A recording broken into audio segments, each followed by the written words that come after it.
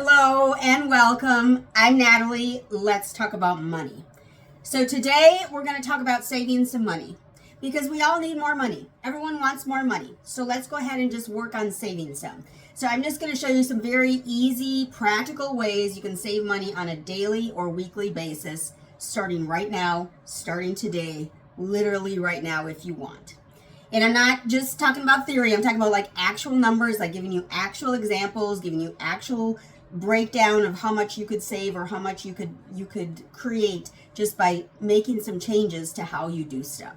These are real life examples to help you make an impact for yourself. So let's go ahead and go take a look. So we're going to start off with the easy ones. So the easiest, in my opinion, is coffee. So I enjoy coffee and I drink a mug at home every morning and then usually at some point during the day, the rest of the day as well. So usually before lunch, I drink another cup. Typically I'm at work already, so thankfully I'm not going to Starbucks every time. But coffee can get expensive. So if you do just the average, quote unquote average, because what's average these days? It can run anywhere from $3 up to $15 for a cup of coffee these days. But the average cup of joe at a regular coffee shop is about $3.50 per cup. $3.50 per cup, every time.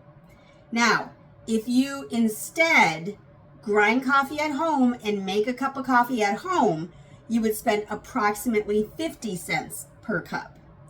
Now, if you are into a Keurig, if you have a Keurig and you use a Keurig, you can make it quicker and easier using the Keurig K-Cups. The K-Cups, if you buy like the Starbucks branded K-Cups, those end up being about 90 cents per cup on average. Okay? So, if you buy just one coffee 5 days a week at a coffee shop and you're spending $3.50 each time, that's $17.50 per week. Okay? Now, if you do this at home instead and you make it at home using your own ground coffee, not using even a K-Cup, just using the ground coffee, you would instead spend 50 cents per day for 5 days, which would be $2.50 per week. $2.50 per week. So that's a weekly savings of $15 or $60 per month just by making your own coffee at home every morning. Just one cup per day. You save $60 a month. So over the course of a year, that's $780 back in your pocket. And now some people, oh, well, it's only 50 cents. It's only $3, whatever. But that money adds up. Could you use an extra $780 if I gave it to you? You could. Could I? I could. So I would take it. I will take that and I will make my coffee at home and save my little $3.50. And then the next one, people also think I'm crazy when I talk about this and when I do it at work, actually. And that is, buying lunch. So if you were to buy lunch at going out to lunch with your friends at work or whatever, or just going to the cafe if you have a cafe and you're at your job, buying lunch is an area where you can definitely spend money. And it just kind of slips away because you don't realize. You think, oh, it's only $5 and oh, I need to get fries, so that's another $3. And you end up, spending $15. So if we say that the average lunch that you purchase going out is $10, which to me seems awfully low, but we're going to use low numbers because I don't want to be dramatic.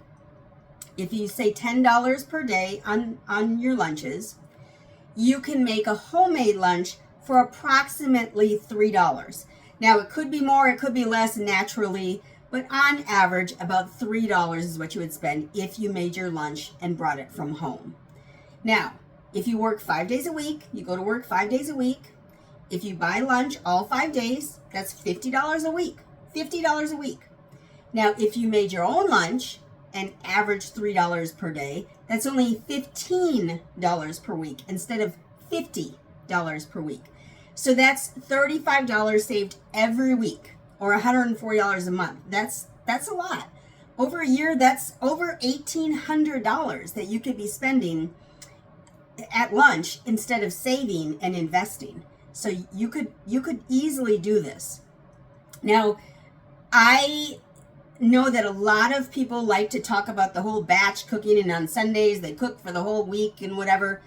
And that's great. If you're dedicated and you can do that, that's fabulous. But if you can't, make a sandwich before you go to work in the morning and make it for today. Make your lunch for today. It's best if you can do it beforehand, like the night before, or if you do it on Sundays for the whole week, that's best because it's a whole plan. If you can't, take 2 minutes before you leave, make a quick lunch, and save yourself $1,800 this year. Now, one thing that I've talked about multiple times before is unused subscriptions, or subscriptions you just didn't even know you were paying for. So there's all kinds of streaming services for every thing known to man, basically.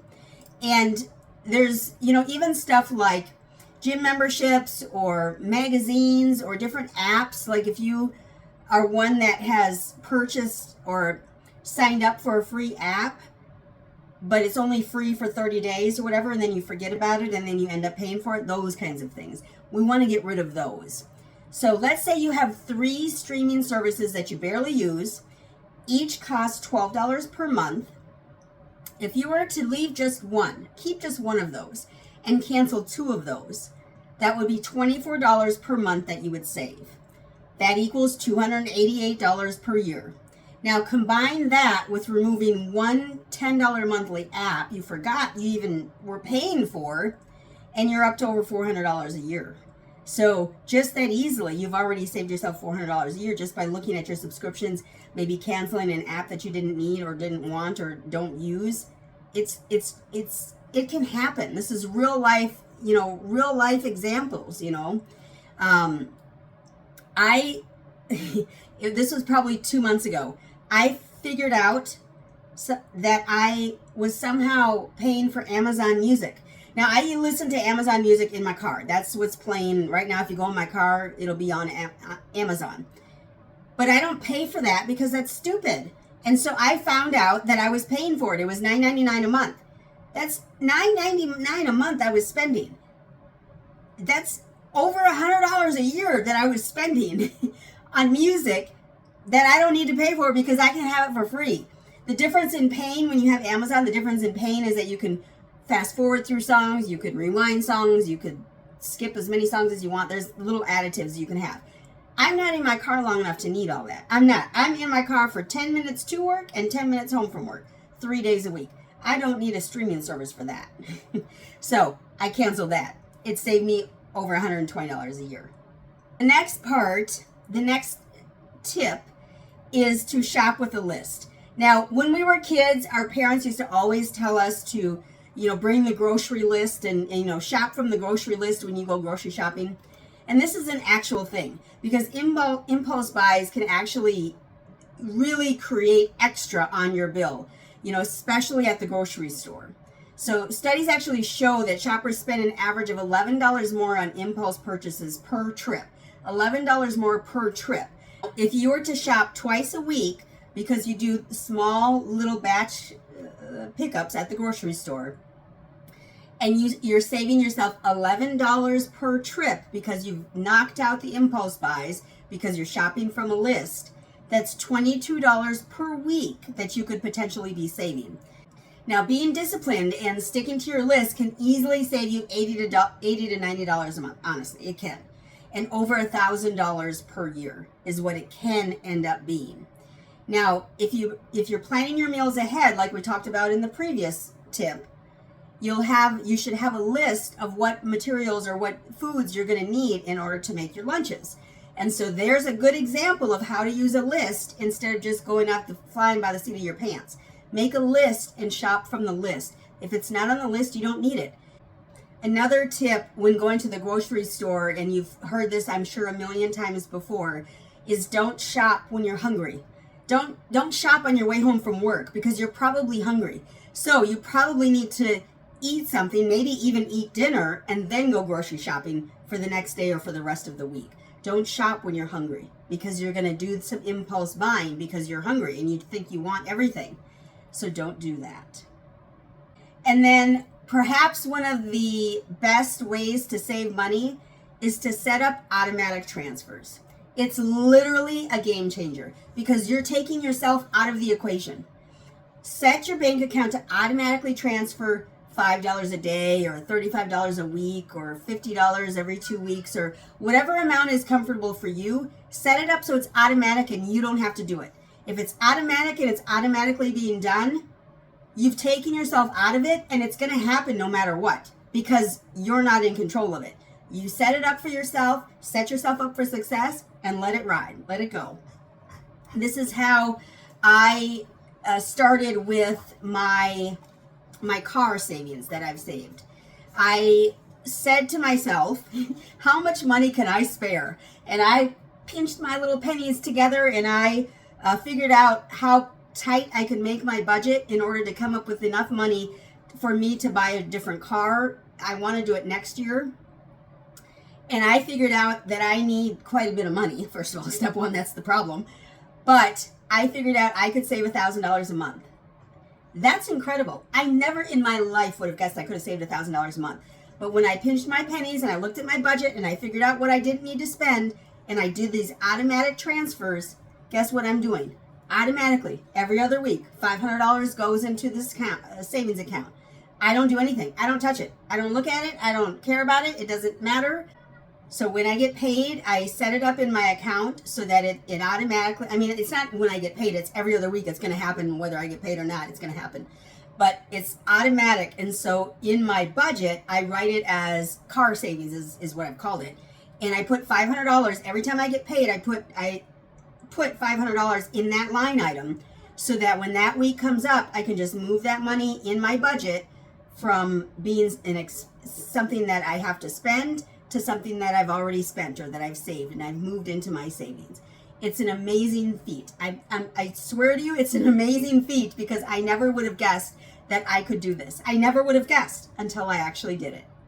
So those are a couple things that I'm doing, that I've done, and that I think that could probably help you as well. So first, let's make some coffee at home. Save yourself $780 a year. Why not? Second, pack a lunch. Save over $1,800 a year. Why not? Pack a lunch. It's good. It's healthier. It's not all processed and it's not all fast food and fried and all the things.